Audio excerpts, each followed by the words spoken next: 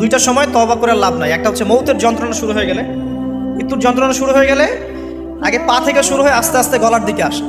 হাদিসে যেমনটা এসেছে, সূরা ওয়াকিয়ার মধ্যেও আছে যে পায়ের দিক থেকে যন্ত্রণা শুরু হয়ে আস্তে আস্তে আস্তে আস্তে এই গলার দিকে আসে, এবং আত্মাটা গলার এখানে যখন চলে আসে, এখান থেকে মালাকুল মউত আত্মাটাকে নিয়ে চলে যায় এবং চোখ দিয়ে তাকিয়ে থাকে মানুষ।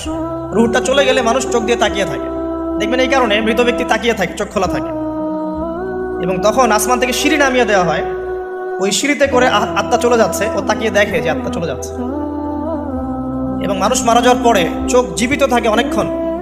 মেডিকেল সায়েন্স যারা পড়েছে তাদেরকে জিজ্ঞাসা করবে, মানুষ ডেড হয়ে গেলেও চোখ দেখবেন আরও কয়েক ঘন্টা, হয়তো আরও নির্দিষ্ট একটা সময় পর্যন্ত চোখটা কিন্তু জীবিত থাকে। এই জন্যে চোখ বন্ধ করে দিতে হয়। যাই হোক, যেটা বলছিলাম যে মৌতের যন্ত্রণা শুরু হয়ে গেলে তওবা করে লাভ নাই, তওবার দরজা বন্ধ। আর পশ্চিম দিক থেকে সূর্য উঠে গেলে তওবা করে লাভ নাই, তওবার দরজা বন্ধ।